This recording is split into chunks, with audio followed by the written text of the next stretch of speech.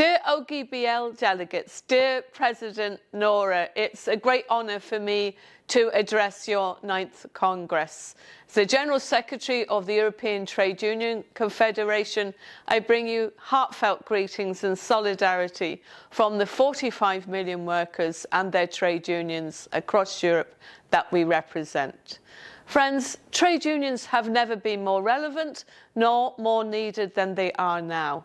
We know that a collective agreement provides the greatest chance of a fair wage, decent working conditions, a secure career, a way to build a future. And organising in trade unions is how we guarantee fairness and democracy, not only in the workplace but also in the economy and society. Democratic principles run through our veins. The idea that no matter who you are, you should have a real say on matters that affect you, that you're important, that you have dignity. Democracy also requires strong trade unions and robust social dialogue structures that support trade unions to be genuinely involved throughout the policy processes, from industrial to social policy, from funding to progressive redistribution and taxes. Trade unions are important democratic actors. We equalise the playing field and we are the counterweight to the voices of the powerful. And that's why building the strength of our trade union movement is more important than ever. Our Fair Deal programme, adopted in Berlin in 2023, is our compass. It's a call for a project of hope built on the principle of a fair day's pay for a fair day's work, built on respect for all workers, no matter who we are, where we're from, or who we love, no matter what jobs we do. Built on trade union power, on collective rights and collective bargaining, on democracy at work with public services as a fundamental foundation. It's a call against the race to the bottom on low pay or deregulation or the scapegoating of migrants or other minorities. Our vision is for a new economic model that prioritises people over profit. Right now, we're very focused on delivering a strong European industrial policy with the protection and creation of quality jobs in every sector and every region at its heart. We want a just transition directive to ensure the anticipation and management of change. That must be a fundamental part of the future approach.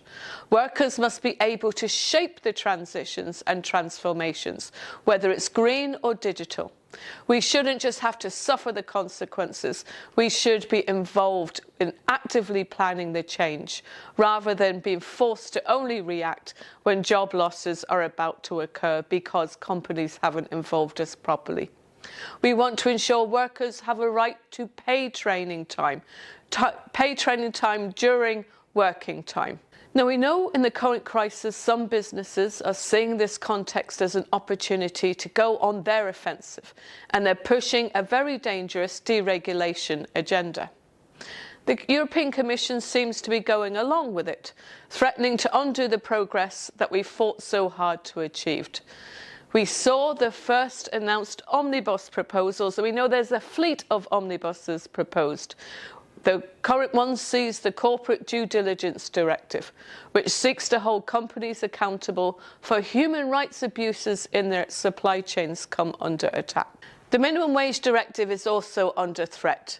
This historic win for working people writes requirements to strengthen collective bargaining into EU and member states' law.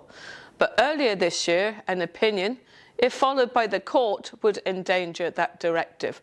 And we can't accept that. We can't accept that member states would use this as an excuse to delay or to distort the directive's intention.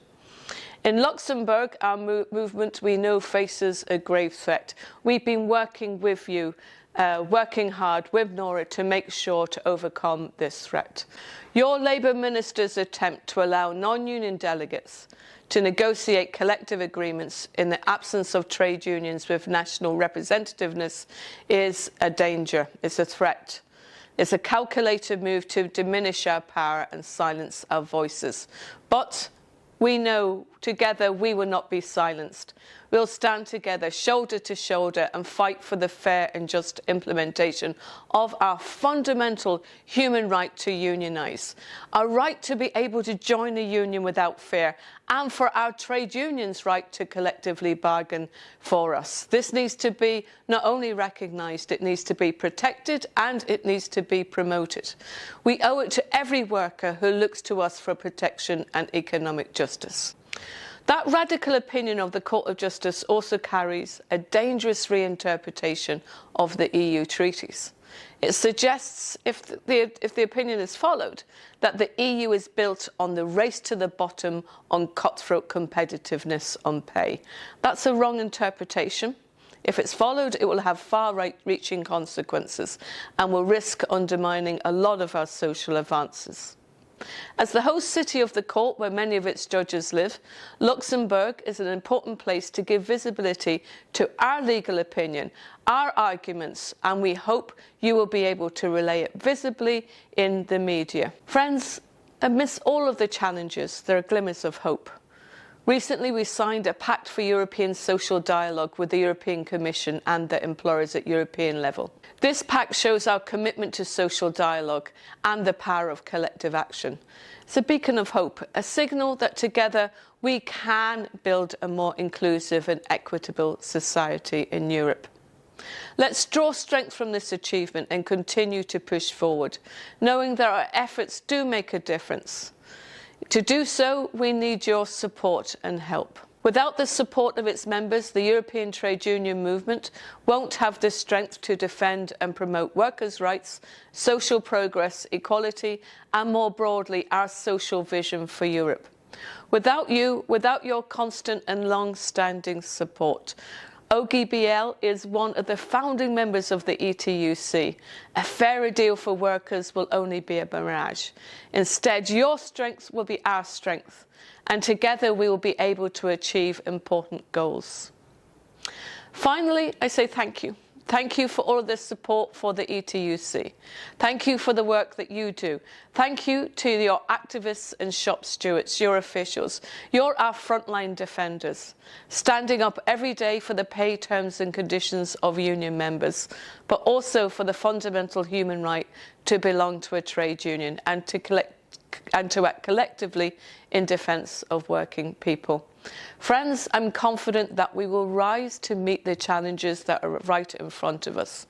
And united in our trade unions, we'll raise our voices for social and economic justice. And we do this because that we know united is how we've won in the past, and united is how we will win in the future for working people everywhere. We won't be bullied into going backwards. We can and will win a better future for working people.